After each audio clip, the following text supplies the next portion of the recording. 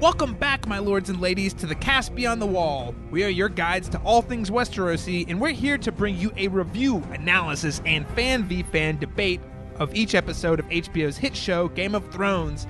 And winter is back with a vengeance. Not only is it snowing on the show, but right here in our own little studio that's found in 3 different states, it's cold, it's icy. There's bitter contempt after last week's episode, and this week we're going to rectify it. I'm going to rectify it, guys. I'm keeping the band together. No more Arya fights. I'm your host, Caleb Masters, and this week I enjoyed the very best of what Game of Thrones has to offer. I had pot pie and I had hot pie. Yum yum. Great episode of Game of Thrones. And I'm joined by my co-host from the desertous lands of Arizona. Sir, introduce yourself.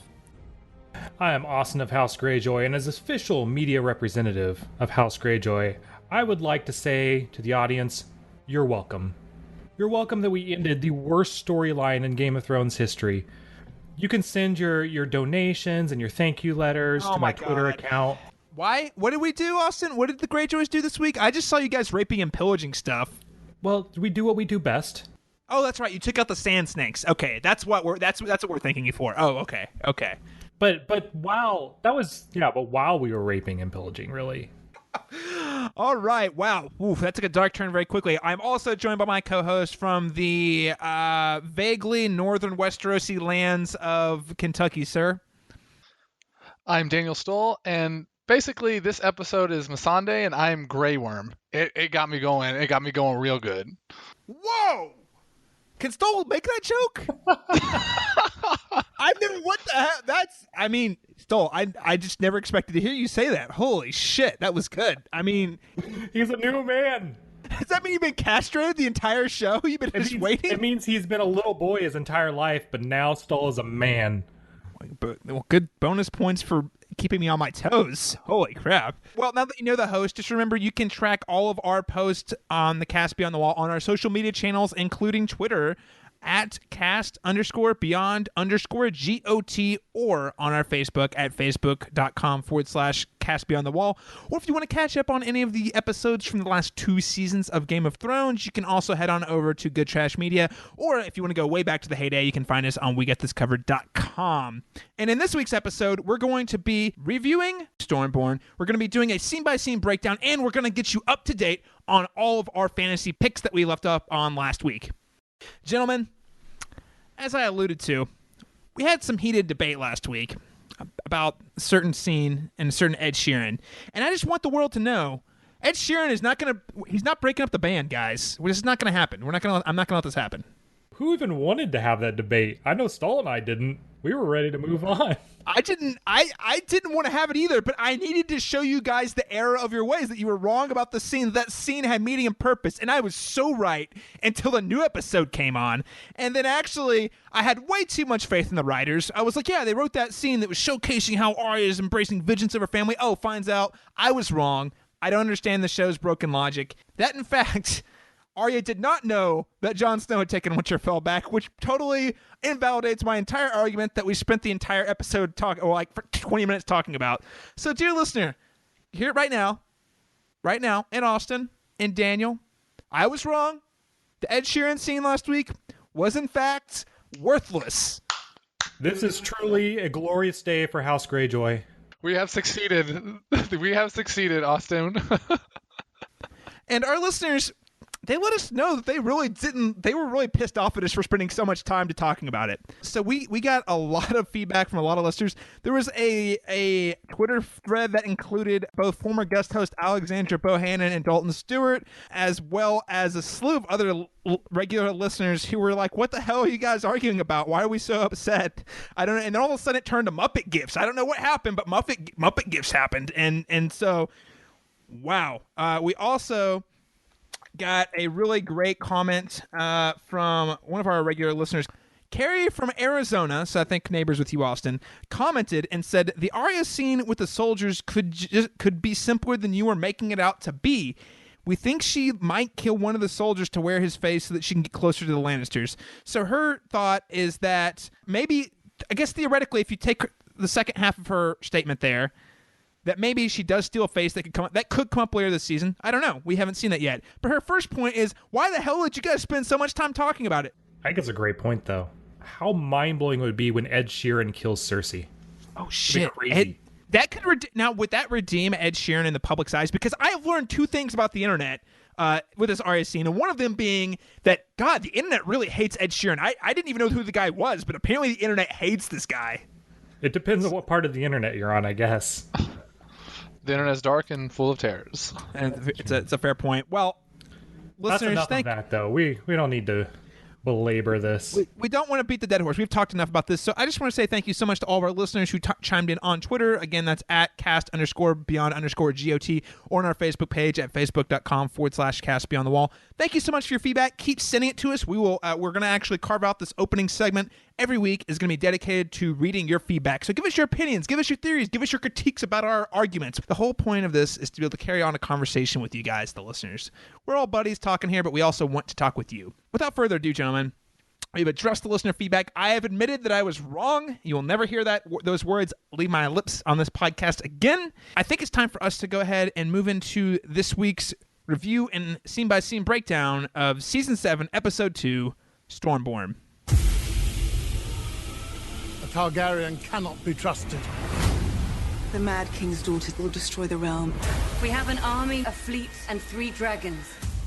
We should hit King's Landing now.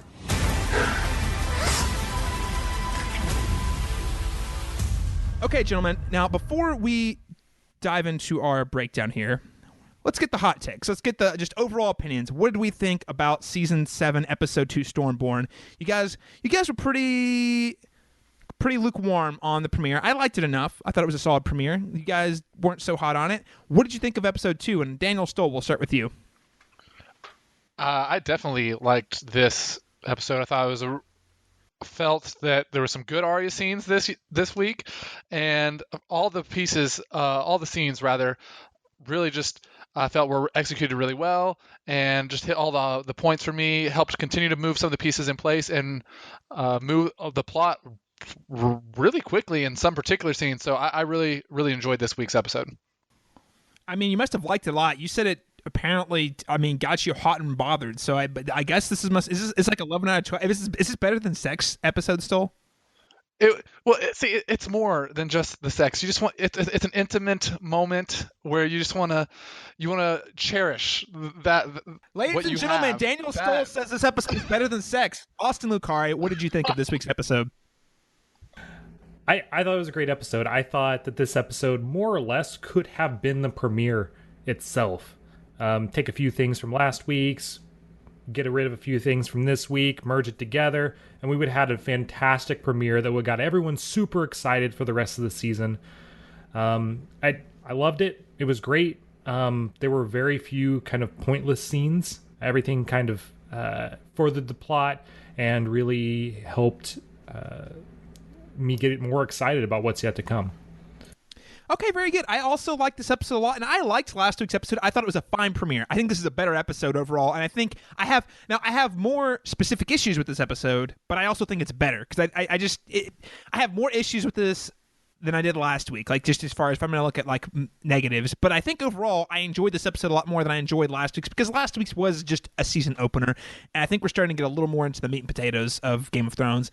And I've got to say, meat and potatoes, my favorite moments of Game of Thrones, sure, Battle of the Bastards is great, the Watchers on the Wall, big spectacle, that's cool. But what this scene does really well is we get scenes with just our characters just in a room, just talking. Just like really well-written exchanges where you're like, oh man, this person just got the upper hand. My favorite, any scene with Daenerys this week where initially she was talking to Tyrion and Varys, and then that expanded to Aelana Tyrell and Ellaria Sand. I love those scenes. I love the scene with Baelish and Jon Snow down in the crypt. It's a very awkward scene, but we'll talk more about that later. But I think it's the tension in these conversations is what made me fall in love with Game of Thrones in the first place. And I think this episode is chock full of those types of conversations. Sure, we got the cool spectacle and the big shock factor that everyone loves at the end of the episode, but ultimately I think that the strength of this episode really lies on that really intense discourse and feeling of being on the edge of your seat. As we'll talk about in a moment, when Dany calls out Varys, I was like, oh snap, this just got real super fast. So overall, I was very pleased. This is a really great episode 2. I have some issues we'll talk about with certain plot threads in a minute, but overall, I think this has got to be one of the stronger episodes of the show, at least in the last couple of years. But now that you know our thoughts, I think it's a great time for us to go ahead and check out and dive into our scene-by-scene breakdown and recap. So we've got to start with Dragonstone. Last week we left off. Now we begin, and here's what it looks like. And I actually love that Daenerys start things off by addressing the fact that she thought it was going to move faster, just like the audience, just like Austin. She's singing Austin's song. She's like, I thought it was going to be cooler when I showed up. I thought everyone's going to... This is why she was my first round pick, guys. We're on the same page.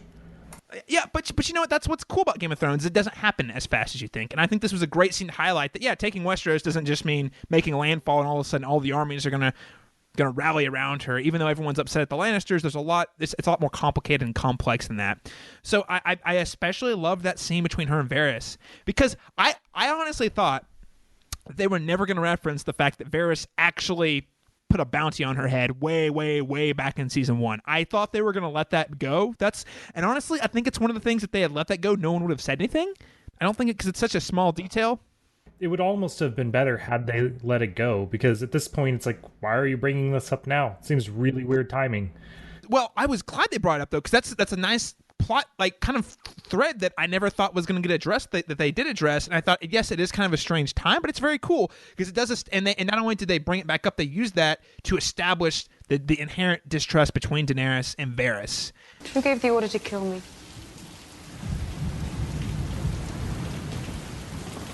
King Robert. Who hired the assassins?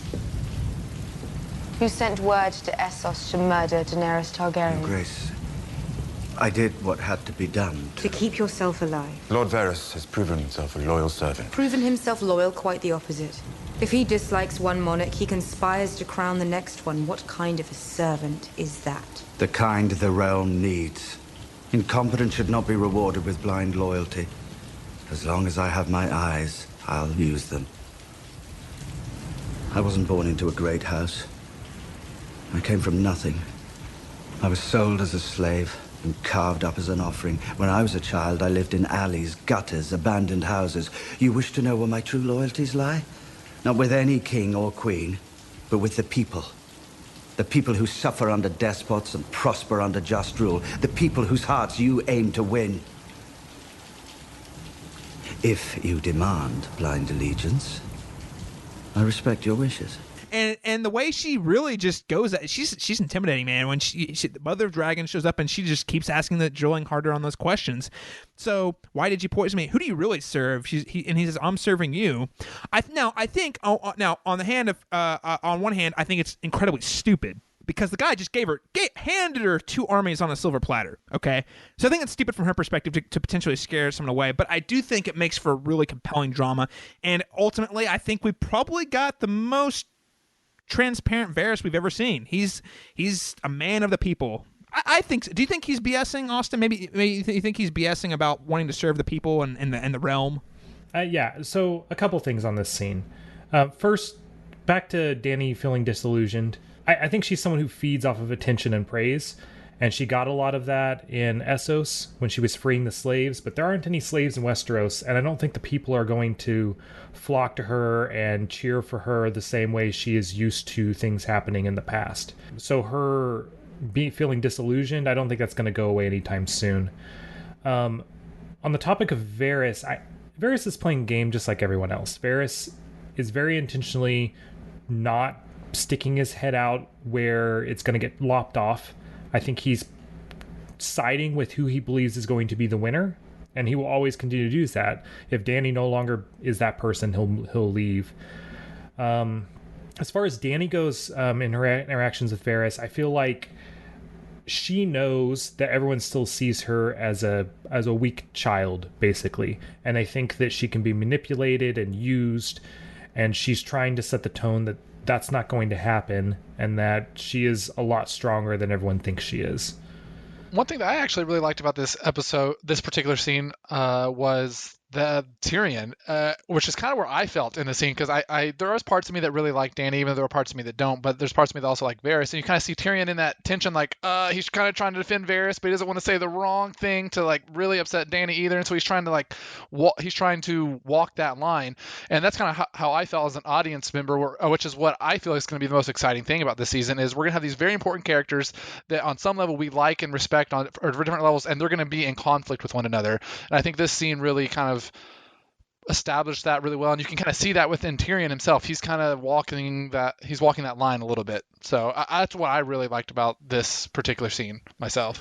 Oh yeah, Daniel, that's a great point. I really appreciate that, and I also think that one thing I would add to that is not only are they in conflict with each other, but these are characters I think we all assumed.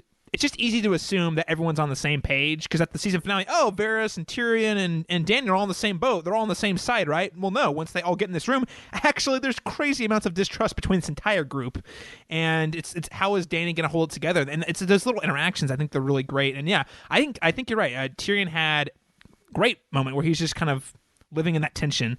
Now, do you guys think Dany was making a good decision by really drilling down on her allies? I think she landed on the right point. It was kind of weird how it all went down, but I think where she's like, if you ever have a problem with me, rather than go behind my back, tell me what you think I'm doing wrong. Because I do think she's open to feedback. She's proven that with Tyrion and with others in the past. She'll definitely challenge people who challenge her, but I think she landed on the right point at the end of that conversation. I do think she kind of ends in the right spot, but she then also says that line, "I'll burn you alive," and that was more of a problem than I realized. As later, and we can talk about this later, but the North kind of talks about how the last Targaryen was the Mad King and burning people, and so I think she's gonna have a harder time maybe getting some of the people on her side than I thought. So I do agree with you. She hits the right point, but that line kind of is also a little unsettling. There is that side of Dany that's very, you're kind of with me or I burn you, which is little Mad King-esque. So that was she's still very. She's still very determined and very hard-headed, much like the Mad King, but she has a little more empathy and seems to be at least a little more self-aware. But we'll see. No, I think that's a great point, especially when, as we learn later, the North has great amounts of distrust in any Targaryen, it seems. Now, let's go ahead and look at the next scene where Melisandre shows up. So my first question is, guys, I gotta find out. There must have been a deleted scene where everyone found the magical teleporting device in Westeros where they could just beam from one point to another, like, instantly. Melisandre we saw in Winterfell at the end, towards the end of the season 6 finale. One episode later is in Dragonstone. Now, I don't know if you remember, in season 1, it took 3 episodes for them to get down from Winterfell to King's Landing. So the fact that people were just able to warp is kind of ridiculous. Are you questioning the woman that birthed a demon and rose a man from the dead? She can do whatever she wants. You got a good point. If anyone was going to be able to teleport, it would be her. I'll give you that. Daenerys throws a jab. Varys is like, "Oh, don't trust her," and she's like, "Hey, I'm in a very generous mood today. I'm all about forgiving those who have served other kings today." And he just kind of bows out. It's super funny. But it was wow. We find out that the prophecy of the prince who is promised, who book readers especially are going to be a little more familiar with, and maybe show watchers. I don't know even if they've mentioned it on the show before. It's been very light. Actually, if we go back to the original language, I feel like I'm in a theology class or something. If you go back to the original language, you'll see it's actually gender neutral of whoever this kind of prophesied savior is going to be. We all thought it was Jon Snow. We were all pretty sure it's Jon Snow. And he's came back from the dead, so I want to say it's a pretty good chance it's probably Jon Snow. But they are now questioning, well, maybe it's a woman too. It could be a woman. So I don't know. What did you think, Austin? I just had a thought on this scene, and it makes me wonder if this whole thing isn't like a Christ allegory, where Dany is Jesus and Jon Snow is John the Baptist, and you know how Jon like gets baptized, he's basically raising from the dead essentially. This whole thing could be like just a ripoff of the early days of the Christ story. With that aside, it was interesting to see Melisandre in the South with Dany. We always kind of assumed that she was going to side with the Red Priestesses, I didn't think Melisandre would end up being the one to appear with Dany. I thought she'd stick with Jon, and eventually they'd kind of like merge. I like her as a character, and I'm glad to see her still in the game and still prominently shown in the show. It's very strange that Dany immediately trusts her just because she's a priestess. She's not that trusting of nearly anyone, but all of a sudden this person who just randomly shows up at her door, who some of her advisors are telling her to be wary of, she just immediately is okay with. I think Dany's got a soft spot for the Roar, Lord of Light, just because of the fire thing. Because she seemed inherently trustful in that scene, which is kind of strange because obviously we've seen her being distrustful of pretty much everyone else. But maybe it's because she's familiar with the religion or the Red Priestesses, maybe. But for whatever reason, she felt a little more open, I think, to what Melisandre was saying. Now, I did really appreciate, and Daniel, this goes back to your point earlier, seeing all of these heavyweight characters all interacting with each other and talking about each other. Because once Melisandre mentions that Jon Snow she thinks is the guy, Tyrion's like, Jon Snow? I know Jon Snow. I watched The Wall with him. And he's like, I have nothing but good things to say about that guy. He's a good soul, basically. And I just, it's so cool to see our characters all talking about each other like that. It's something, it really feels like we're entering the time. I know it's the very end, but it's so kind of fulfilling to see and hear our characters do the things that we feel like we've been waiting for forever. All these storylines to converge. So I thought that was a really nice nod too whenever they were all chatting. Although, I will say, once again, Dany did bring up the point, oh yeah, you guys say Jon Snow's the shit. That's cool. He's good shit. I'll let him in. Let's invite him down. Let's have him over to the house party. But one thing, he's got to bend the knee. And I don't know about you guys remembering anything about Kings of the North, but they don't like bending knees to anybody. Ned would not have. I think Jon might. And also Robb would not have done that either. Yeah, that's going to be the kicker, is whether Jon heading down there is able to do that. And if he does do that, how does the North respond to him doing that? Because not only do Ned and Robb not like doing that, the people that back them wouldn't like him doing that either. So if he does end up doing that, does that then lose his trust with his own people? That's going to be the thing. Jon's a pragmatist. I don't think he cares either way. He doesn't want to bend the knee, and he knows that it'll lose him support. I don't think he's prideful. I don't think he's going to care personally that he has to do that. Everyone else will care, and he'll lose their support. But if he gains dragons, I don't think it bothers him. I think you got to, Austin, I think you're dead on, because ultimately Jon is looking, and we're going to talk about this more in a little bit, but Jon Snow is looking at the biggest picture in all reality. He understands what's at stake more than anyone else. He says, I know that if we don't get all the allies we can, all the most powerful people, then we're all going to die. So for him, the fact, and I don't want to get too ahead of ourselves, but the fact that he is King of the North second, he really is not as concerned with the North. He's concerned for everybody. And the North happens to be his home. We'll talk about that more in a little bit, but I think you're dead on about him being a pragmatist. And ultimately, at the end of the day, if he had to bend the knee to get dragons, he'd do it. Now, that'll take us to our next scene, where we have Daenerys and the team go back for strategy round 2. Now, this time, we get Ellaria Sand, we get Olenna Tyrell in the mix, and we get Tyrion is also in there. And man, there's all sorts of tension in this room. All Lannisters are bad. There are no innocent Lannisters. Well, at least Lannisters don't poison little girls. Whoo! Try settling that dispute. Very tough. Very intense. There's just, and of course you have Olenna Tyrell over here who's saying, you know what? I don't really care about any of you guys. I just wanted Marjorie to be queen, and I don't really care. I just want to help us kill Cersei. So, there's just such a strange alliance. I don't know. Daniel, what was your big take on this scene? For me, I just thought it was really awesome to see 4 powerful women at the table. Typically in fantasy and really a lot of media, you find older men sitting down are the people in charge and are doing all the strategizing. But here we find 4 powerful women who are giving in their input in what they can give, and that's just awesome. We don't get to see that a lot, so that was something that was just super exciting to see on the screen, and that's something that Game of Thrones has always done a really good job of, is having very powerful female characters. In a lot of ways, a lot of the remaining characters are all female characters. There's not very many powerful male characters left. I mean, we got Jon, Tyrion, and Jaime and like the rest of the powerful women, powerful people in the world are women. I mean, you got Cersei and Dany are the big two right now. So I think that's a really awesome that you get that feminism a little bit in this scene, which I really liked. It was an interesting scene, particularly with Dany.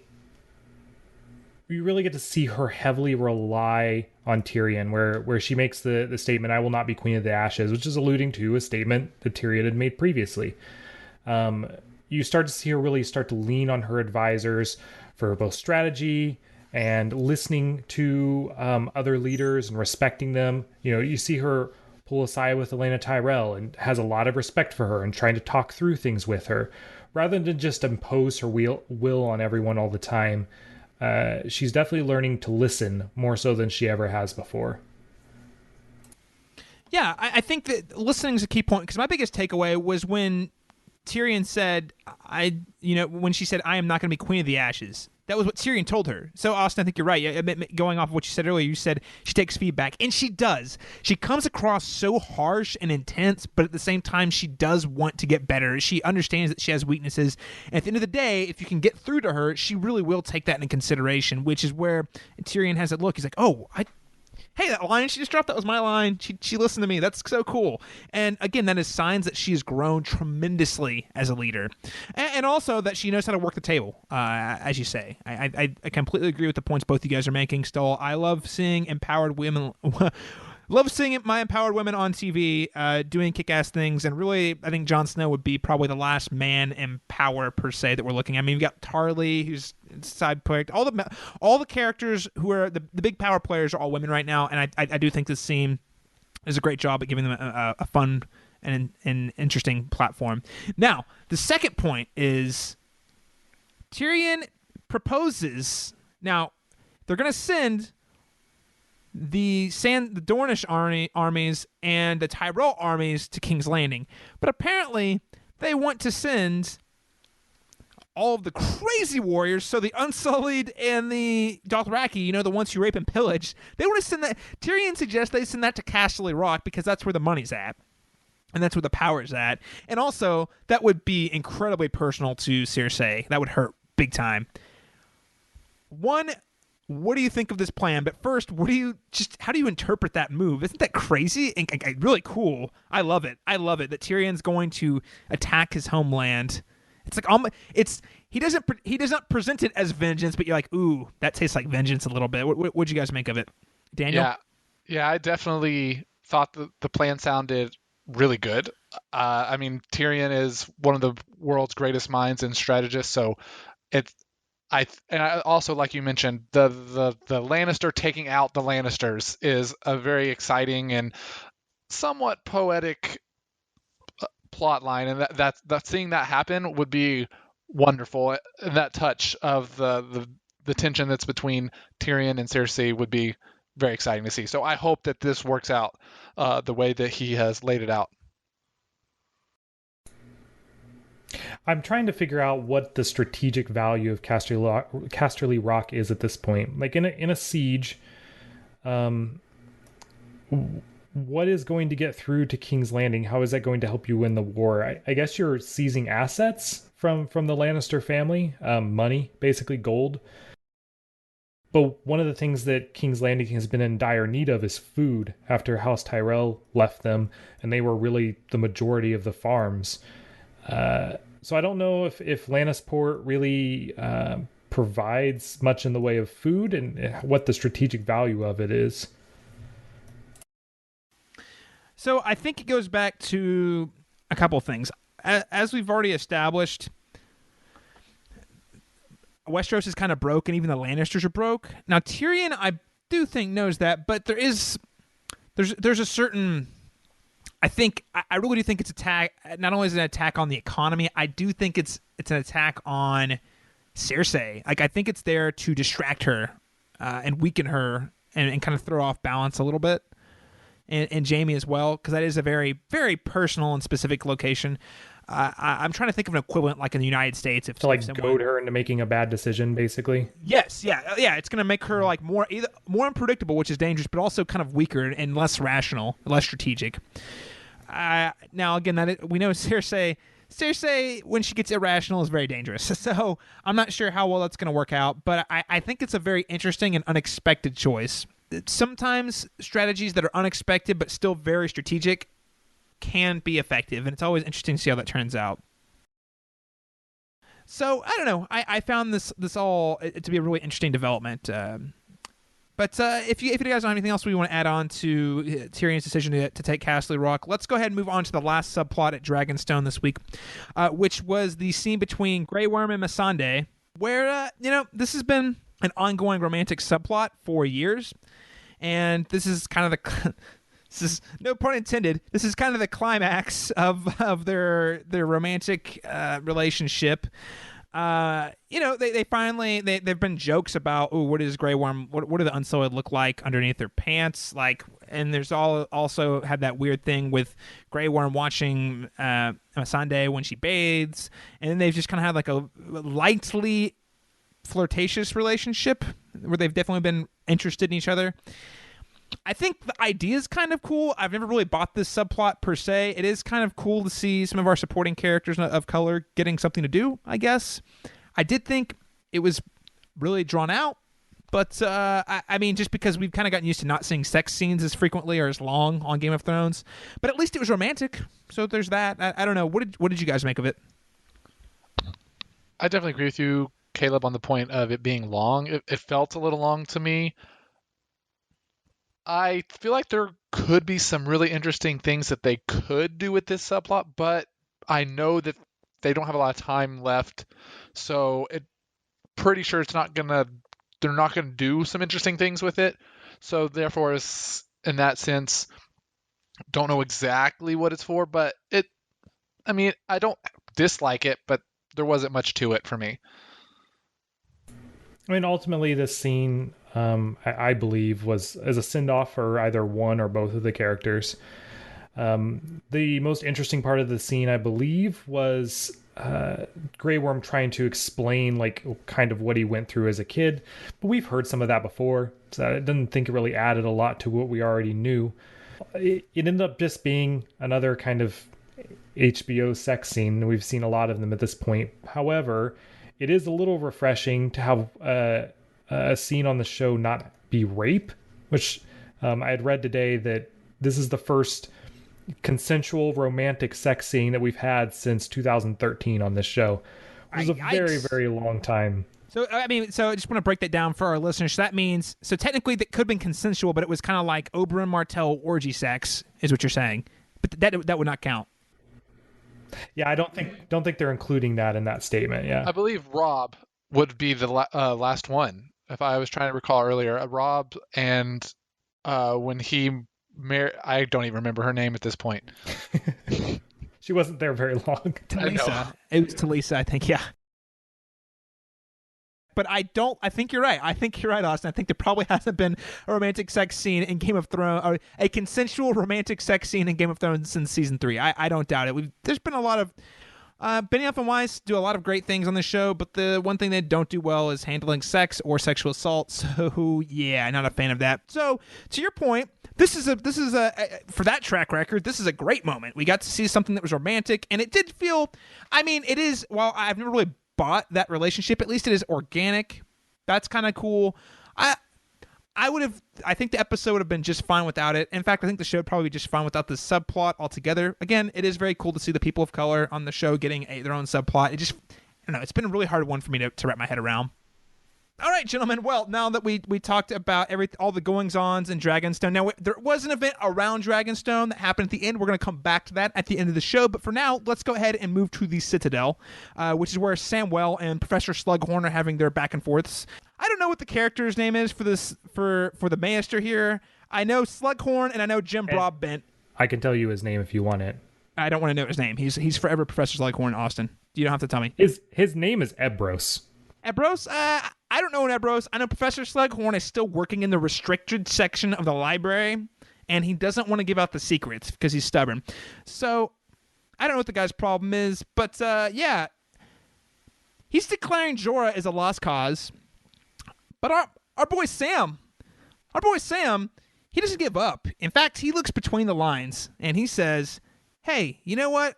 I think we can cure this because I met Stannis' daughter up at the wall, and they were able to stop it from spreading. So I was like, that's right, Samwell, high five. I'm going to give you an applause for that.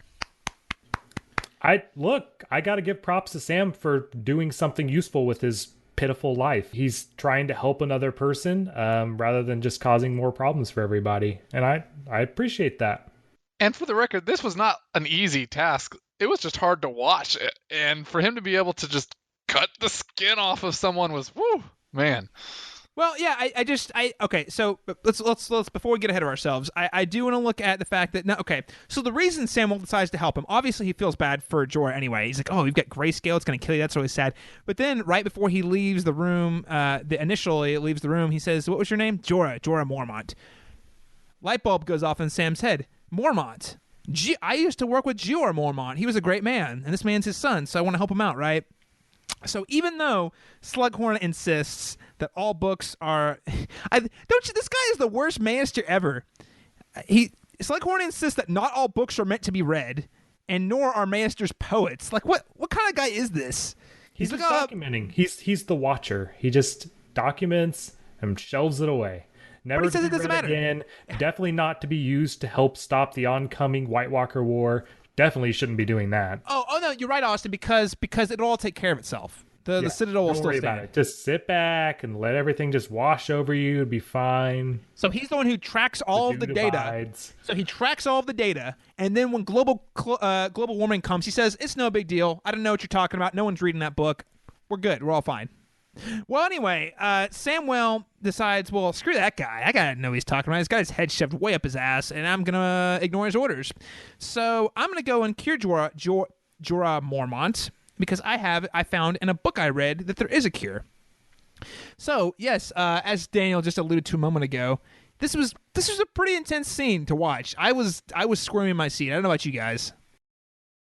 I didn't watch it. I turned my head the whole time. Can't do it. Won't do it. Not going to happen. Peeling the scales off of a guy, Austin. Imagine peeling the scales off like a lizard or something like that. I don't get off on that stuff like Stall over here. Well, and Jorah totally kept his. I mean, obviously he was in pain, but he kept his crap together too. He did not yell. I also thought it was hilarious that Sam was just like, "Don't yell! I'm ripping your skin off. Don't yell!" What? Whoever edited this show, I want to go punch him in the face. I want to go over and punch the editor in the face. The second Sam he peels off the scales and takes a knife to the chest, and then they use that as the transition to be a dude eating a pie, a pot pie. It's like they did last week with the poop and soup. Oh, no, monsters. But do you guys think this is gonna work? Yes. I don't. I think, why else would they bring it up if it wasn't going to work? He's not going to cure him. I think it's going to extend his life long enough for him to do something useful in the fights, but I think he ultimately dies from it. I think he dies, but you do think the grayscale is still going to kill him?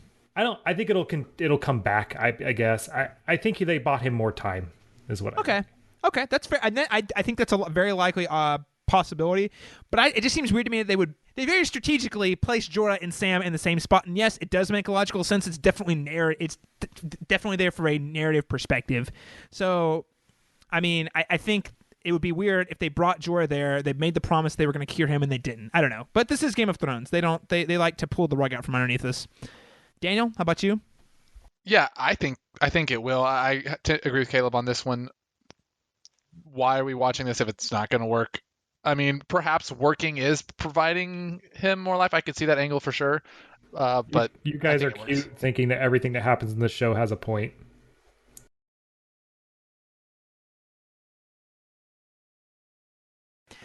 So let's go ahead and make that gross, disgusting pot pie transition ourselves and go to the Riverlands, where I will admit I was wrong. Okay, I'll say it right now. I was wrong. Hot Pie came in and told me, it was like he came to me and he said, Caleb, are you going to look at me in the face and tell me I don't know what I'm talking about? I'm Hot Pie. I'm the cutest, most adorable guy ever. Come on, listen to me. Trust me. Trust me, Caleb. I just gave Arya a pot pie. I love Arya. And you know what? I'm telling you, she doesn't know that the Starks are back in Winterfell. Hot Pie You're right. I don't have much I can say to that. You are correct, and you're adorable. And I just want to give you a hug. Hot Pie saved the entire show, honestly. He just saved all of Game of Thrones with like 2 lines of dialogue. Okay, no, this was very cool, though, because Arya learns that the Jon and the Starks have taken Winterfell back. Apparently, despite the fact that Cersei knew last week, Arya did not know. Cersei being royalty, I guess that checks out. Arya did not know. Word had not made it to her yet that the Starks are back in Winterfell. And this made her do a 180. And I had faith in Arya again because she says, oh, shit, I'm going to drop what I'm doing right now. I'm going back to Winterfell. I thought it was a very uplifting moment, actually. This is the scene that I was hoping for last week. It humanized Arya. It brought her back to her old life in a way and confronted her with morality. And at the same time furthered the plot, moved things along. And that's what I was hoping for last week. We didn't get that last week, but I'm glad we did. Just the very next episode. We've waited much longer in the past for things like this to happen. So, yeah, I completely agree with Austin. This is what Caleb was saying about last week's episode. I felt like happened in this episode. I feel like she realizes. This is a character we've seen her interact with before, and in his innocence, she is realizing that if there's an awkwardness between them because of where she's at, and she's realizing that, and then when she realizes that she's learning something about herself, she's realizing how far gone she may actually be, and then she gets that information about Jon, and everything changes. That is what is most important to her at this point. So this was like Austin said, this was the scene I wanted, and we got it, and I was excited to see it. And I also like that Hot Pie did add the line, what happened to you? Because he could tell she was a different woman than she was when he left her. She was no longer the little boy, as he called her, or the little girl. She clearly had changed, and she wasn't especially warm to him, honestly. But I was glad he was there to convey that information. It's great to see her heading back north. And on her way north, I think we're looking at something they're trying to do something that's a little more, trying to parallel her journey along with her wolf Nymeria, who she reunited with. If you remember way back in season 1, when they did the previously on Game of Thrones and Arya threw the rock at Nymeria, you're probably like, oh, I wonder if Arya Nymeria is coming back this week. Nymeria, that is Arya's wolf that she chased away way back in season 1 because Nymeria attacked Joffrey and bit him way back in season 1. Well, her wolf is back, and she's got a pack of wolves, which is also true to the source material in the book. And I kind of like that her wolf is vicious because it's kind of like her still, right? They still, despite not being together, they still sort of, it looks like they still went on the same journey, where they both kind of had their souls chipped away from them little by little. I never actually made that connection when I watched it, but that makes a lot of sense. I think it's possible that we actually never see Nymeria again. She might come back and actually play a role, but I think if this is the only moment where you see she's still alive, she's out living her little direwolf life, and with her family, essentially, that's enough for me. I'm fine with that. That and the Make Westeros Great Again team got 25 points, so I'm sure they're happy too. Hashtag Make Westeros Great Again. Hashtag is important, you're right. Yeah, it was a nice little scene. Definitely a parallel between the two of them, like you guys mentioned. I think you guys covered most of it. There was a line at the end where she says, "That's not me," I believe is what she said, or "That's not you," which is harkening back all the way back to season 1 when she has a conversation with her father about who she wants to be. And I think for her, it's more of a moment reflecting on what just happened with Hot Pie, sort of realizing kind of reaffirming her identity and what does she want. Who does she want to be? Well, I think it's reminding you of who she thought she wanted to be as who she's become, which are two very different people. Right. And so I think it was a nice little scene. It was enjoyable, not too much to it, unless she has a major character change, which I don't think she will. Not too impactful of a scene, but it was a nice little character moment. We'll see. Now that if Arya makes it back to Winterfell, I will feel less... I'll feel a little more hopeful about her not becoming a soulless killing machine that ends up bloody and dark and dead. We'll see. We'll see. The funny thing is she's heading north, but as we find out later in the episode, Jon is heading south. So, I mean, they might catch each other on the King's Road, but more than likely they're going to miss each other. So, yeah, we'll see if that reunion we want happens after all. It's been a great talk, but I think it's time for us to take a break. And what better way for us to take a break than to catch up on this week's update. What better way to take a break than to get the full update on this week's Game of Thrones Fantasy League? When you play the Game of Thrones, you win or you die.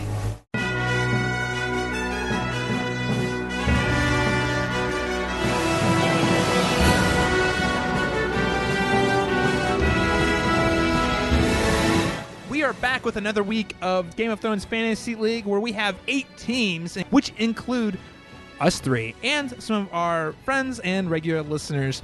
Austin, Lucari, you ready to give us those updates? That I am. Listeners, I'm here with your weekly fantasy Game of Thrones update. Yeah, so you get points. There's a total of 5 categories. You have violence. Any man dies with a clean sword, I'll rape his fucking corpse!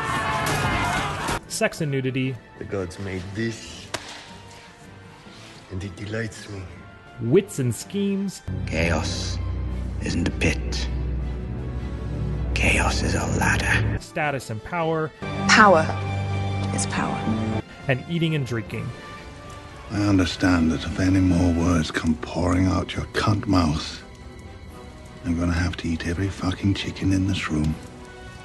There's lots of things throughout these categories, like killing a random character, killing a named character, killing a dragon. Different levels of getting naked gets you points. Witty one-liners. Saw a lot of points flying around for some people and not so much for others. My team, We Do Not Sew, scored a total of 145 points this week. So we are currently top of the charts with 195 points total over the course of the 2 weeks. In second place amongst the podcasters, we have A Team Has No Name, which scored 90 points this week. Big point total for Mr. Daniel Stahl's team. It has a total of 95 points over the course of the 2 weeks. And then, I'm not really sure what happened to the Dum Dum Stark Killers, Caleb's team.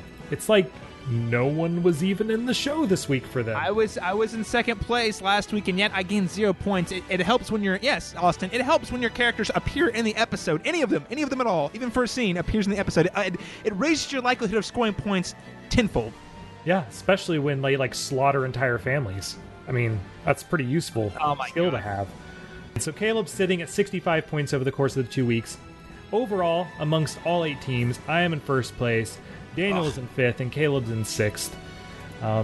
Way down there in the sub 100 point range. Must be.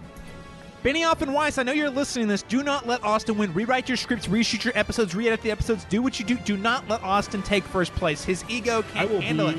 Insufferable. I'm already insufferable. It's going to be so much worse. You think Cersei's bad? It's going to get so much worse. What about some of the other players? Were there any other big moves in this week for some of our other teams? Well, yeah. So I want to announce our MVP, Mr. Euron Greyjoy, scored me 115 points by slaughtering many people as well as some named characters. One of my characters was slain, by the way, so I no longer have a character for the rest of the season. That is a problem for multiple people. Stahl lost one of his sand snakes. My wife, Beth, lost one of her sand snakes, and the other one is captive, Ilaria.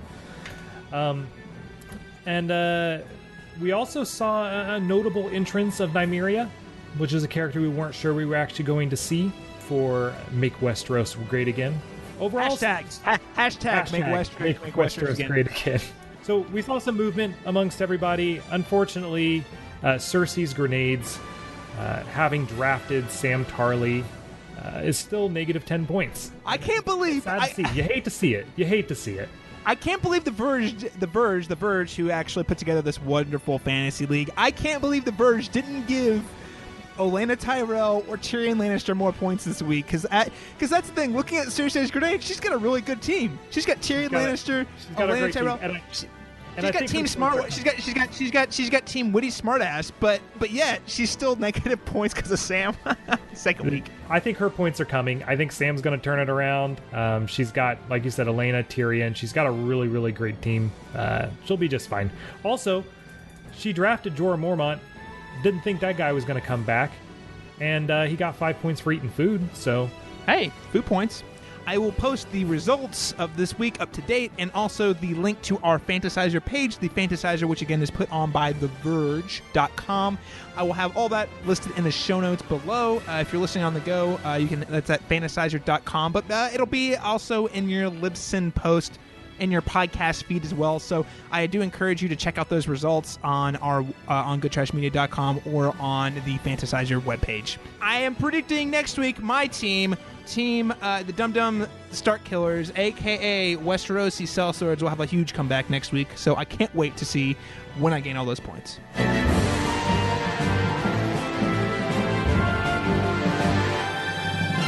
You don't fight with honor. No, he did.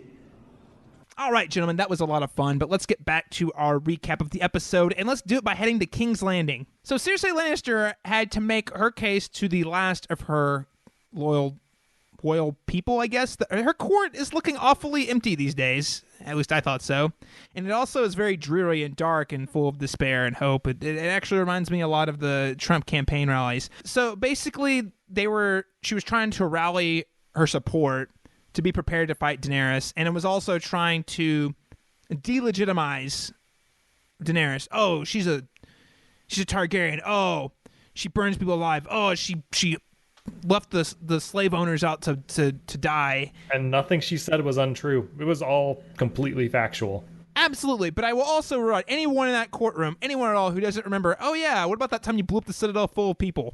I don't think that's going to get a pass from any of those guys. But no, Dany has done some really bad and stupid stuff throughout the show. Multiple times, actually. No one may know that Cersei was behind the blowing up. It was just a freak accident, guys. Just a gas leak. Just a gas leak. Oh, whoops, gas leak attached to wildfire. Whoopsie, we forgot about that detail. So, what did you guys, And then the next thing we see that Randall Tarley is there. I forgot Randall Tarley was a thing. That is Samwell Tarley's dad, who we had dinner with last season, who's kind of an ass. And we saw him having a conversation with Jaime afterwards. And Jaime is still marching the company line. I don't understand. He's being so dumb, but he's still trying to rally support for Cersei. What did you guys make of this exchange? Austin? Jaime clearly doesn't blame Cersei for anything that's happened. And she is very clearly all he really cares about still to this point. So yeah, he either doesn't blame her for all the bad things that have happened to them and their children, or he never cared about their children to begin with. I know this is counter to kind of Jaime's line of thinking in the books, and maybe that goes that direction at some point, but in this show, Jaime does not care. He cares only and solely about Cersei, about helping her meet her goals, and he raises concerns, sure, but he's never actually stepped out of line ever with her. I feel like there's more to Jaime than he's like putting on, and I know that he's capable of doing, not being so without thought committed, and so it's frustrating to see him not break that. I mean, last week he was literally taunted about, hey, you should kill your brother, and he continues to just appearing without thought wholeheartedly be committed to her. So it was somewhat frustrating. I'm sort of meh on the storyline. I don't know if it's really going to go anywhere. To me this was a fine scene, but it was one of the weaker parts of this episode.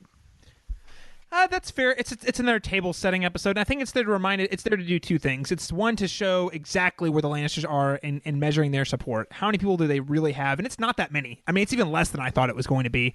And two, it really does demonstrate where's Jaime at. And man, this guy is getting walked all over. He's letting Cersei walk all over and control me. I'm honestly a little frustrated with the direction they're taking him on this show. I mean, I'm sure he'll snap out of it by the end of the season. But right now he's fighting a losing battle because everything Randall Tarley says about Cersei, like killing people with their dinners and stuff like that, he is also true. All this evil stuff the Lannisters have done are also accurate. So I could see everyone's hesitancy to want to side with them at all after all of the shenanigans that have gone down. So it's kind of like, again, the whole for the people in the Wars of Westeros is the giant douche the turd sandwich analogy, right? Because everyone's like, ooh, yes, Dany did do some stupid stuff, but I don't know. Cersei was kind of a bad queen, and also her dad was kind of harsh and cruel to people. So I think it's there just to remind the struggle. Now, The next scene, however, I think is a lot more important because that's where we finally go way back down to the dungeons.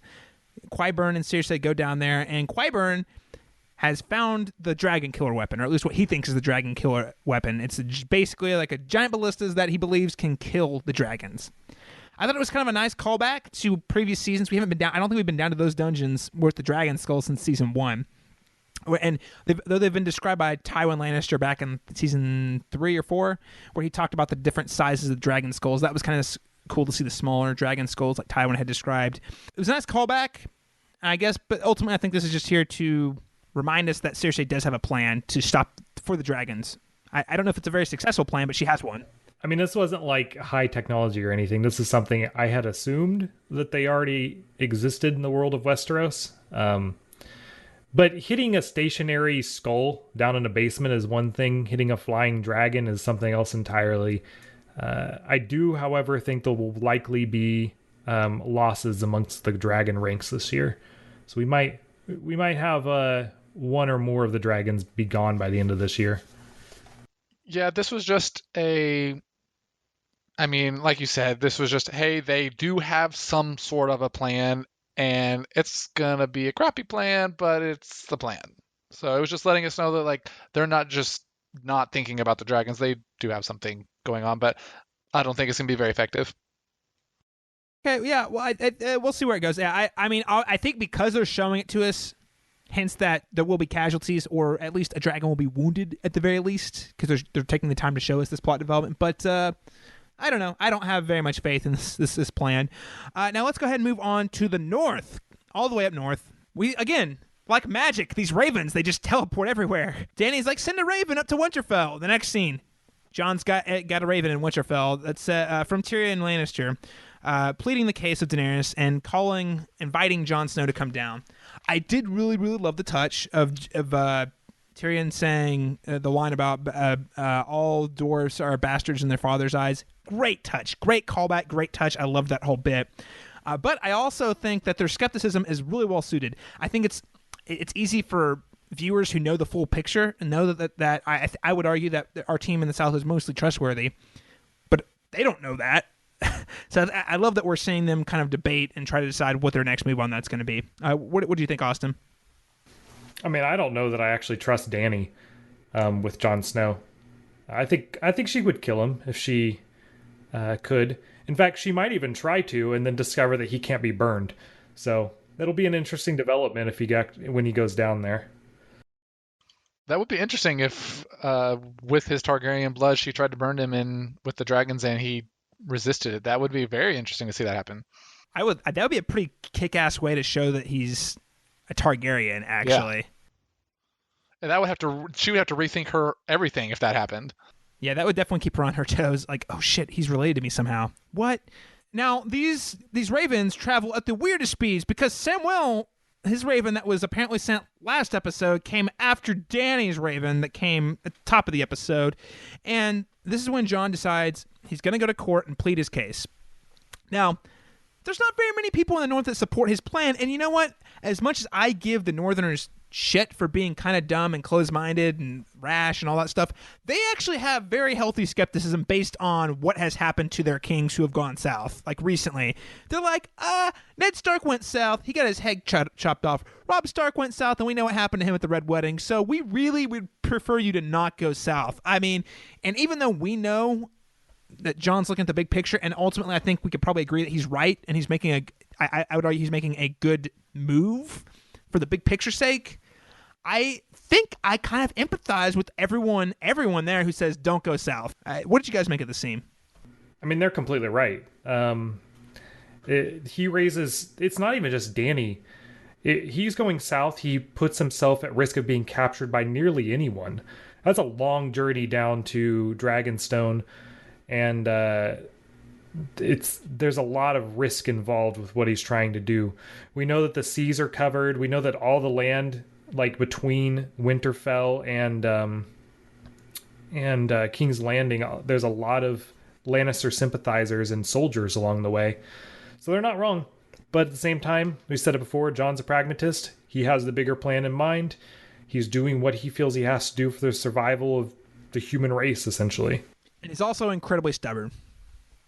One thing I found refreshing a little bit about the scene was that Lady Mormont also kind of stood against Jon. They've kind of used her as a piece to be that one that agrees with Jon, and then everyone else kind of follows in line with her and agrees. So I did like that she kind of went against Jon a little bit in this scene. They didn't just use her as the piece to be his supporter and have everyone else then, oh, okay, then we'll do that too. So that was refreshing. I think Jon Snow would be just fine if he just had a PR team. He just needs to hire a PR team. He should be recruiting Baelish. Baelish, right? Make what I want to say sound smart and sound good and appeal to their senses. Baelish is a man who knows how to talk to people. He knows how to speak their language. You don't have to like him. He might be sleazy, but he knows how to talk to the people. He knows how to speak their language and get what he wants with that. Doesn't know how to talk to Jon. So, yeah, sure. We'll go ahead and segue into that. Quick detail before we move into that scene, actually. Jon does put Sansa in charge of the North and Winterfell, so he's showcasing that he has enough faith in her to lead. That's very cool. But I want to get into this Baelish scene. Because if you go back and watch that scene, again, this is why I would actually argue that Baelish does know how to talk to people on their own terms. Because he actually hits on a lot of Jon's big pressure points. Jon just doesn't quite fall for. I was sorry when he died. Your father and I had our differences, but he loved Kat very much. So did I. She wasn't fond of you, was she? Well, it appears she vastly underestimated you. Your father and brothers are gone, yet here you stand, king in the north. Last best hope against the coming storm.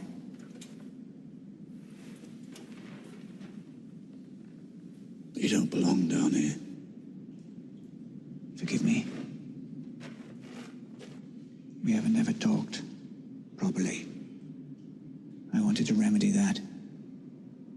I have nothing to say to you. Not even thank you.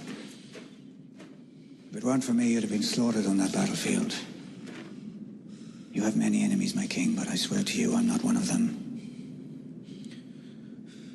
I love Sansa, as I loved her mother. He plays the bastard card. He was really trying to play up the fact that, oh, I see you're great. He called him king, talked about how he was the last great hope of the North, which again is all BS, but like that's the spin. It did work. It 100% worked. Peter Baelish now knows exactly what will trigger Jon. Oh yeah, mentioning how he loves Sansa and Catelyn. Catelyn, that's a huge. So the show has kind of hinted at it, and it's dealt with it a little bit. But in the books, you understand, Catelyn hated Jon's guts, absolutely, made him sit at a different table at dinner. He wasn't allowed to room in the same parts of Winterfell. She hated his guts. So that's a huge thing that Jon never really quite got over. And I think Baelish kind of hits him on that. He does. And now he knows exactly what to say or do to make Jon make bad choices and essentially lure him into a trap. And here's the thing too, Jon knows that he does know that he knows he owes Baelish one, because he knows that he would have lost. And Baelish brought it up. He's like, yeah, you could at least say thanks, man. I did kind of save your ass, and we didn't go over well. But you raise a great point, Austin. And one thing that I actually thought of, especially when I watched this scene the second time, there's that moment where Jon just like lifts Baelish up and strangles him and puts him against the wall. Very reminiscent of a scene between Ned and Baelish way back in season 1 outside of Baelish's brothel. Ned Stark figures out that Baelish brought him to a brothel. And he's like, you question my honor, anything that hit those. He hit one of Ned's pressure points, which is his honor and not being seen at brothels and things like that. But if you look at the way the shot is framed, it is very similar. And Austin actually brought that to my attention. I noticed it, and then Austin found someone had already done us the service of memeing that for us. Yeah, it's frame for frame, like exactly the same positioning, facial expressions, everything. It very, very intentional, which kind of terrifies me. Because if you're comparing Jon directly to Ned, if the show writers are doing that on purpose, we know what happened to Ned, and that's scary. That was my take a little bit at the end was, Sansa gave him the advice last episode, don't be like Robb and Dad. He's being just like Dad still in that particular scene. So I know he's not exactly like Ned. He's done some things that are different, but in this particular scene, he's not able to see that there are some positives. as evil as Baelish is, there are some things that he can bring to the table. Listen, guys, I've been saying for a long time, Baelish has got a lot of great things to bring to the table. I don't know why everyone hates him so much. No, but if you go back to that scene in season 1, that's the scene where Baelish goes, Northerners, I hate dealing with Northerners. And he kind of has that same look on his face when he walks out of the crypt. He's kind of cricking his neck, and Sansa notices him walking out behind Jon. I am really transparent here. I have no idea how this storyline is going to go down. I don't know if Baelish is going to backstab them, if he's going to leave. I'm really, really curious to see how this all plays out. I'm confident it's not going to end well for Baelish, but I'm really not sure exactly where it's going. Because if Arya shows up in Winterfell, well, that's not good. That's definitely not good for Baelish either. I don't know. This is all heading to a place, and I love that it's got me on my toes. Let's go ahead and move on to our last storyline for the week, which is going to be heading to the finale, where we actually are outside of Dragonstone on the ocean, on the narrow sea, that is. Alaria Sand and Yara, they're starting to be a little more than just friends. They're getting some flirtatious. Got some foreign invasion going on there. It was hilarious lines in that scene. It was fantastic. It was so funny. And freaking show writers, man, just teasing us. They're teasing all the pervs in the audience. They're like, JK, we're not going to show you a lesbian sex scene, but we're going to show some raping and pillaging. You ready for that?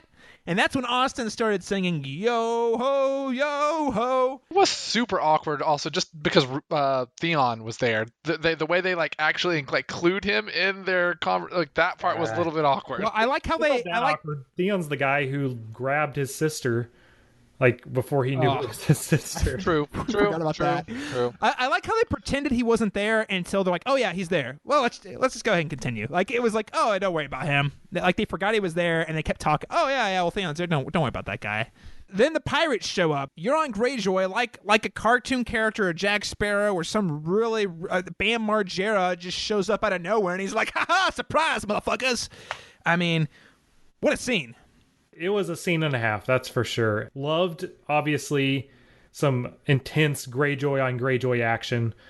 Doesn't get much better than that. That said, there were a couple issues with the scene. I didn't find the editing or choreography that well done.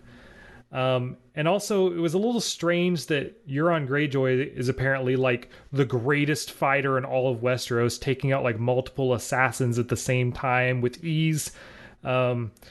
It was just a little bizarre that basically this pirate is taking down the Sand Snakes, who are notoriously good fighters and stuff, with pretty much no problem. Here's the thing about Euron. I'm kind of conflicted because I'm having a lot of fun. He is over the top. He's swashbuckling. He's just saying shit, and it's kind of hilarious. And it doesn't. But I don't think it really fits the tone that Game of Thrones has really set. I was talking with some friends earlier, and we decided, if seasons 1 through 6 is Braveheart, this is like Guy Ritchie's King Arthur movie all of a sudden out of nowhere. Euron, I love watching him. It's fun. It's great. That being said, I have the same kind of issues with how they're doing his character that I do with Sam. And I feel like he does not follow the rules of the world. Yeah, this scene was super exciting, super fun. I will say that, and I won't even try to pronounce his name because I have no idea how you actually pronounce his name, but the actor that plays Euron, a phenomenal job in this scene. I thought all the Greyjoys really, Theon, Yara, I thought all of them performed exceptionally well, but particularly Euron, again, have no idea how to pronounce the name. I'm going to butcher it. But the guy that plays him, he did a fantastic job delivering that kind of psycho, crazy. Do you follow his Twitter at all? Did you see his tweet on it? It was so good. He basically just says, "You're welcome." Say hello to Uncle. Oh, guys, I'm sorry. That's just not Game of Thrones. It's he's like, here's Johnny. Chew the scene really hard. I'm chewing the fuck out of this scene, guys. Look how cool it is. Bad one-liners. I don't know. I'm of two minds of it. And like I said, I agree, Austin. It doesn't feel like he really fits in this world, but at the same time, it's so weird and off the wall. It's a guilty pleasure. I could guilty pleasure. Yeah, kind of like Bruno Mars or Coldplay or some other whatever sexy singer you have a crush on out there. I do feel it's a guilty pleasure. Yes, indeed. And look, he did us a service, right? He got rid of one of the worst storylines in Game of Thrones history, pretty much in one swoop. He killed off 2 of the Sand Snakes. I believe he captured two of the others, going to take them back to Cersei as gifts. Oh, yeah, and that's surprised. We didn't see that coming, because actually we thought it was going to be Tyrion one. And the other popular online theory, I wasn't necessarily all in on, but the popular online theory was based on the books that she was going to find this dragon horn. There was also some people floating some ideas that maybe he'd find Gendry, which would be hilarious. Oh, Gendry's coming. He's still coming. He's in a rowboat. He's going to come across them in the middle of the ocean. Yeah, the popular online theory was that they were going to find the dragon binder, which is one of those things. If that is a book thing, it has not been even hinted at in the show so far. But in the books, it's one of those things, and I believe it's found in Valyria, where if you can blow the horn without, and for anyone who's not worthy who blows the horn, it'll turn their lungs to ashes. But if you do succeed, you'll be able to somehow manipulate or control the dragons. Firstly, I don't think that's going to make it into the show, because it seems to they've never mentioned it. They haven't mentioned it, and Benioff and Weiss have been really weird about which supernatural things they include. And in my opinion, it seems a little bit like a Deus Ex Machina. But hey, some people were into it. But we all thought, well, what was the gift? Well, it's actually just going to be the sand snakes. That's a pretty crappy gift, if you ask me. But I don't know. Maybe Cersei's into it. I mean, she did poison Cersei's daughter. I think Cersei's going to take great pleasure in dealing out justice for that murder. Oh, good point. Great point, Austin. I almost forgot about that, even though they referenced it earlier in the episode. Now, the last thing I want to hit on before we kind of wrap today's recap is, so Euron has Yara on the ropes with a sword to her throat, and then Theon finds her, and then he has a moment to choose where he can go balls to the walls, basically get himself killed to try and save Yara, or he can run.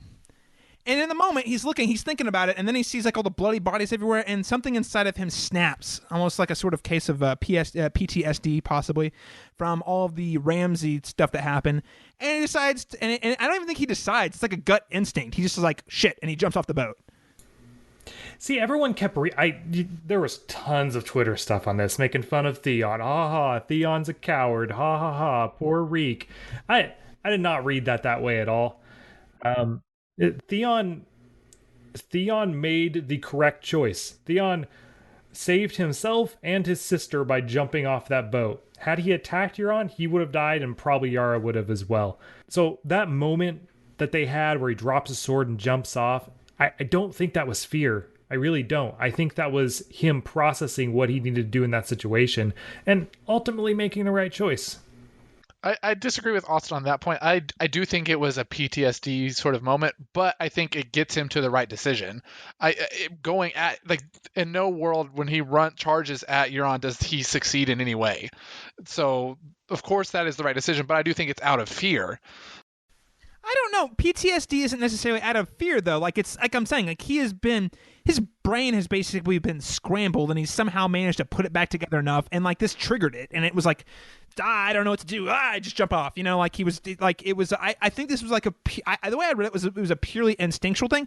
I empathize with Theon in the situation. I think everyone just loves hating on Theon because of the whole burning the farmers' boys and Robb Stark. Hey guys, I get it. That was pretty terrible, but the dude has been through worse things than any human. In what world is this man a coward at this point? He stood up to Ramsay Bolton, saved Sansa. He's stood up for his sister in the face of like all these people, kind of relinquished his claim to power, and like he's done plenty to prove that it's not cowardice that's motivating him. And at the end of the day, I agree. You guys are both right. There is not a world in which he goes to try and save Yara where he succeeds. He's not like an epic fighter. He's probably at best an average fighter. Euron's probably an epic fighter. He's completely surrounded by other guys. Like there's no world where he succeeds, and it would have gotten him killed. So even though I think it was a purely instinctual thing, I also think that it was a good move. Live to fight another day. I look forward to seeing Theon's next move. Austin, I just hope you just soak this moment in. Just soak it in. This is it. We talked about the Greyjoys more than we ever have. You get the most Greyjoy moment. You got pirates fighting each other on the open sea. And you were saying that Euron was using a sword. Not true. The man used an axe like a badass. You're right. A sword wouldn't have been. It had to be an axe. It was a battle axe, and it was awesome. All right. Touche, guys. Again, I don't feel like it belongs in Game of Thrones, but yes, it was pretty cool. No question about it. Theory, Theon jumps in the water, finds Gendry, boom, best bromance Oh ever. yeah, that's the theory that was floating around Twitter last night. And fishes them out of the water. So here's how it goes down. He passes out. He gets on some wooden log, passes out, and then the opening shot is it's very foggy, and all of a sudden we hear rowing gets louder and louder, and all of a sudden, and Theon like wakes up. He's like, oh, I don't know, and all of a sudden we see these giant Hulk arms reaching down into the water, and he's like, hey mate, you need a hand? And it's Gendry. He's like Gendry. made a fishing net out of his long beard. He's got a huge beard. He's got Hulk arms because he's been rowing for so long. I mean, the dude's got to be a heavyweight champion at this point. He's made a life on the water. I know. Hashtag make Westeros great again. Can't wait to see Gendry return to get them points because he is on his team. But I don't know. Great talk today, guys. I think this is a really great recap. Fun time. I think we hit on a lot of high notes. All right, ladies and gentlemen, thank you so much for tuning in today. Now, in a moment, we are going to tease next week's episode, The Queen's Justice. But before we do that, I do want to remind you that you can find us on social media, on Twitter, at cast_beyond_GOT. We can tweet at us your Game of Thrones theories. Tell us what you're most excited about next week. Tweet at us. Talk with us. We'd love to hear what you think about this on the show. You can also find us on Facebook at facebook.com/The Cast Beyond the Wall. If you haven't liked us yet, go ahead, give us a like. Feel free to comment. Send us your theories. Send us your messages, private messages, or comment on any of our posts. And I do want to remind you that if this is your first time listening, please consider subscribing to us on iTunes, Stitcher Radio, Google Play, or any podcast platform of your choice. We would love for it to be in your RSS feed every single week. We want to be a part of your regular Game of Thrones conversation, and the best way you can do that is by subscribing to our show on one of your podcast apps. And if you really like us, please give us a rating on iTunes. And if you really love us, give us a review. Let us know what we're doing well, what we're doing wrong. Give us a rating. Let us know what you think. Whenever you do give us those reviews, that will help us get seen by more people. All it takes is like 10 seconds. Go into your iTunes app. Give us that star rating. Let us know what you think. It'd be a huge help. Now, gentlemen, where can people find you more of our work online? Austin, where can people find you online? You can follow me on Twitter if you want. My Twitter tag is ACLucari. All right, Daniel, where can people find you online? They can find me on Twitter, DanielStoll23. Shoot me a tweet and let me know what you think. And of course, you can always find me on Twitter at CMastersTalk. That's letter C, Masters Talk. Tweet at me about all of your Game of Thrones thoughts. I want to hear what you think of the episode. I want to know why you think I'm wrong. I want to have a conversation with you. So if you have Game of Thrones opinions of any kind, please give me a follow and then feel free to tweet at me. And of course, if you are interested in keeping up with any of my other work, you can find all my entire online portfolio at calebmasters.net. I also do a lot of work with film and film analysis, and I have a film essay website that I recently launched I'd love for you guys to check out called thecinematropolis.com if you're into really analysis-filled film essays. And we also have written essays. We've got video essays.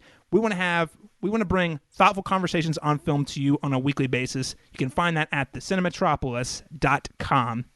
All right, gentlemen, it's time for us to tease next week's episode, The Queen's Justice.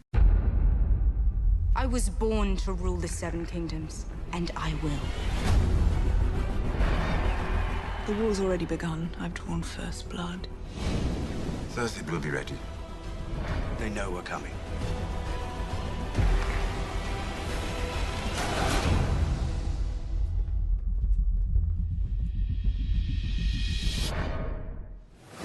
All right, so you guys are not going to believe how many spoilers are in this summary this week. Daenerys holds court. Cersei returns a gift. And Jaime learns from his mistakes. And Jon Snow gets lost in the woods and shits with a bear. I mean, weirdly specific in certain ways, mostly vague.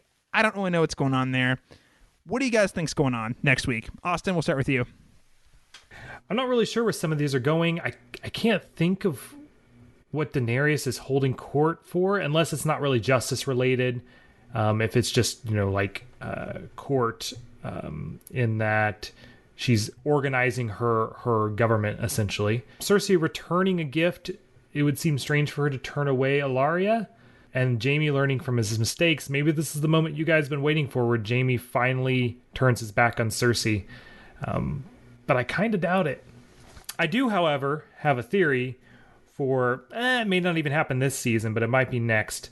Well, we do like theories here on the Cast Beyond the Wall. Yes, so Nostra Austin is back in action this week. Oh, snap! Nostra Austin Holy crap! I forgot. Where did he go? The last one where Cersei done it really worked out for you. So Hold on, Austin. Hold on. I'm hearing visions from Nostra Austin season 4 as predictions. Let's go back and play a clip from Nostra Austin's last appearance. Look, so Austin, is Joffrey? I've let that one go. Okay, that one may not have happened, but we can't be sure. It does seem more likely that Cersei was not involved, but we can't be sure. Now, the latest theory is that Jon goes down and sees Dany, right? They have a good old time. Maybe even Dany tries to burn him alive. It's great. But the dragons get to liking Jon a little bit. Because, he's got that Targaryen blood and they can sense it. They know it. Somewhere at the end of this season, Dany dies. Dany's gone, kaput. She's out of the picture forever. And Jon inherits the dragons. He is the father of dragons from here on out. What? Yep.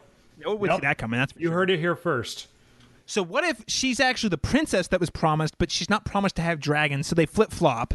So Daenerys is princess that was promised, and Jon Snow is the king of dragons. How about that swap? No one saw that coming. You heard it here first, folks. That is Nostra Austin back at in action. I hope to see Nostra Austin return and future episodes as well. Daniel Stoll, any thoughts on the synopsis for next week's episode? I mean, it's hard to top that. No,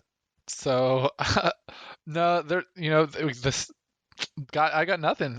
Okay, very cool. Well, I don't really have much more to add other than that Cersei returns a gift. I mean, is she going to try to return the Sand Snakes? And if she does, I want to say there's going to be some weird strings attached, or it might be a trap. We will see. I can't wait to see next week's episode. All right, ladies and gentlemen, thank you so much for tuning into our discussion of Game of Thrones Season 7, Episode 2, Stormborn. Join us next week when we continue all of our conversations, when we once again go Beyond the Wall.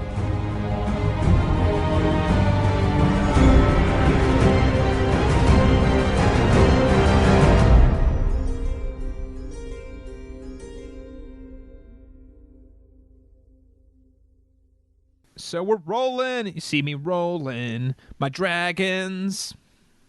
They see me because I don't know. Riding scaly? Riding scaly. Flying scaly. There we That's go. Cool. Flying scaly. See, there you go. Good call, guys. Yeah, we're basically ready to make a rap album. Flying of Westeros. They call me Flying Scaly. Call me Flighting Scaly. Call me a Flighting Scaly. Guys, our whiteness is showing so much right now.